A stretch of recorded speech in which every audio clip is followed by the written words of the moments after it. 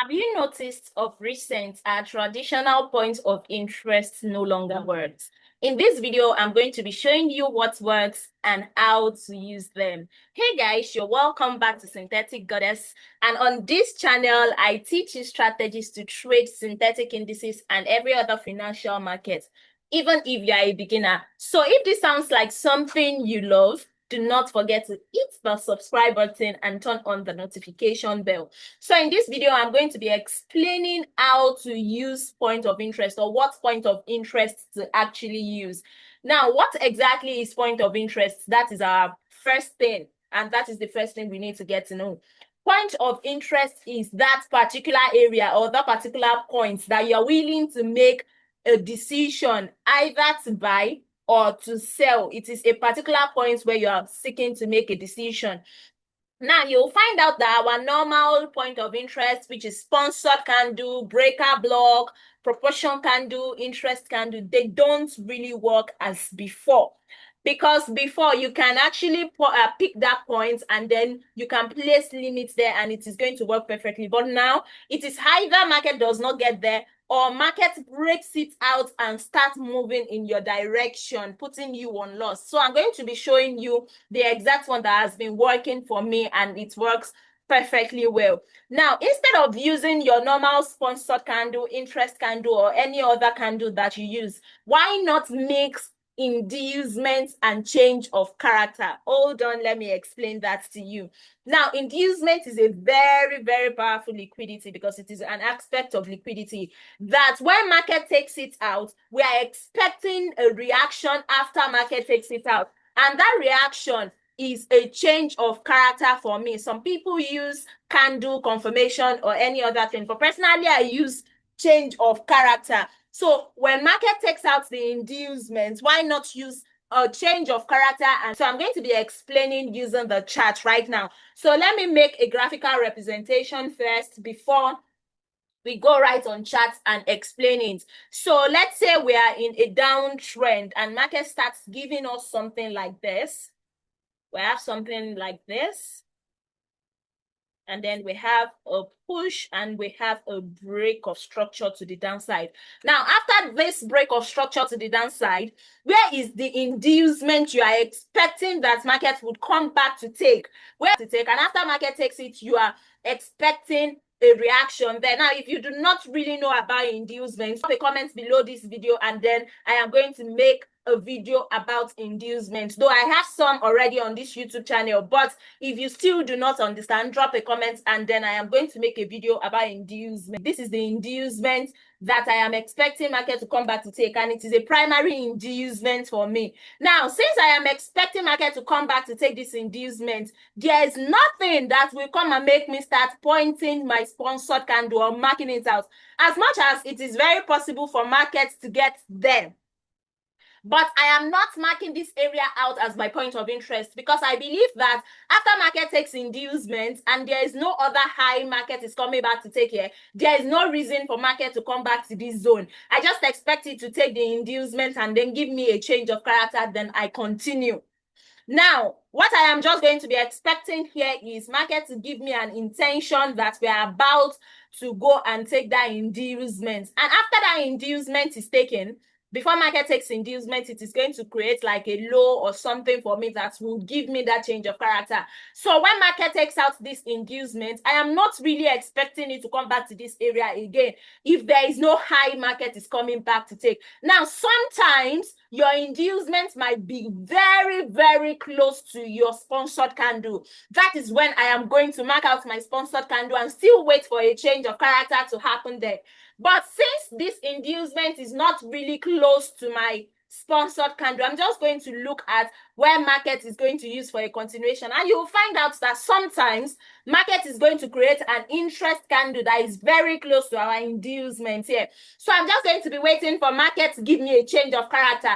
Now, take note, that change of character has to be with a body candle.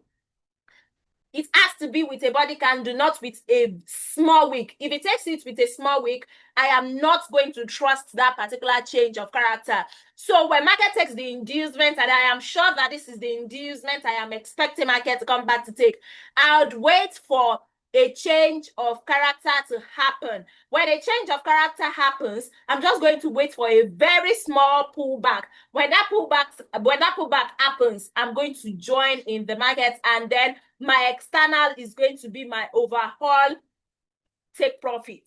And that is how simple it is. Now, some people would actually place their limits at this sponsored candle, waiting for market to come back there and then continue their sell movements. And you'll find out that all of a sudden, market did not get back there. It is because market has hunted the inducement it was willing to come back to take. And after hunting it, we had a change of character, and then we started moving. Now, let's show this on chart, and it is going to get very, very clear. So how does this look on chart? This is volatility 10 index. So this is how it looks like. We have a break of structure to the downside there.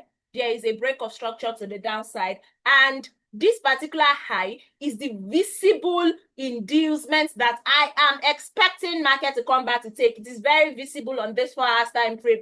So this high is the visible inducement I am expecting market to come back to take. It is my primary inducement. So after market gets it taken out, we had a change of character to the downside. There was a change of character. And after that change of character, if you had just waited for that little pullback, you would have joined the market around here. And probably your stop loss above this high. Then I love to work with 1:3. So I'm just going to look at my 1:3 and then work with it. So this is my 1:3, and that is it for me. Okay, now you can see that after market gets it taken out, after that change of character happened, we had the same thing display. Market came back for this inducement, and definitely on the lower time frame, you are going to get that little change of character that would have made you continue the sell movement to the downside, and possibly you're going to get a very, very small stop loss. Same thing happened there. Let me show you. We had a break of structure to the downside. There was a break of structure to the downside here. And you can see the market gave us distance and momentum. We had distance and momentum. So I was not expecting market to come back as high as coming here. I'm not expecting it to come back here, because you can see that we had fair value gap there, and there is a good point of interest there. But we had a change of character to the downside, and there is this impulse. So I would have marked out my breaker. I would have marked out my breaker for a continuation to the downside. But you can still see the market did not get back to breaker. What did market use at this particular point? Let me show you what's happened here. We had this inducement. There was this high. So I'm going to show you guys on the 2 hours time frame.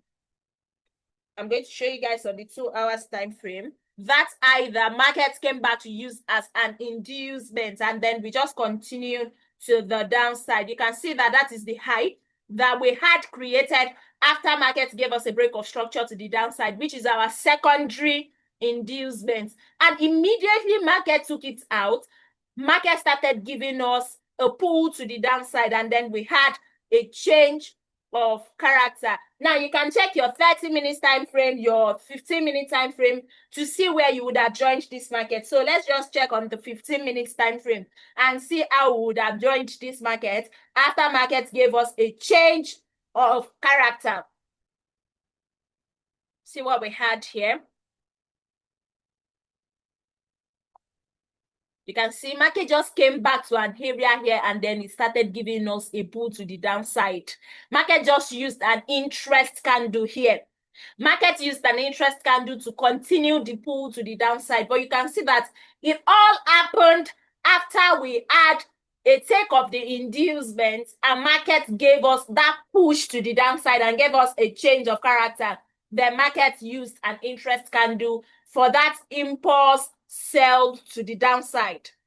See how impulsive we sold, right? Market sold impulsively. So all you just need to get is, where is the visible inducement that I am expecting market to come back to take? When that inducement has been taken, just mark out your change of character and wait for that change of character to happen, and wait for a very little retracement. Then you join in the market movement. Same thing happened there. Before I end this video, we had a break of structure to the downside. a break of structure to the downside. It was very visible that we came back for this inducement, coupled with the fact that we had fair value gap inside this area. We had fair value gap, the market had to come back to take, and this high serves as our inducement. Now you can see that we had change of character to the downside. After the change of character, market came back for the inducement again. If you check on your 5-minute time frame, you are going to see that little change of character. You will see that little change of character that happened, and how you would have joined the sell movement and possibly just put your stop loss above this high, and then your take profit. I love to work more with 1:3, so my take profits would have been this low, and that is it for me. You can see how smooth it is. So all you just need is find out the inducement market is willing to come back to take, and that is why your liquidity is one of the most important things you must know when it comes to you analyzing the market. I hope you've learned 1 or 2 things from this video, guys. I'm going to see you guys in my next video.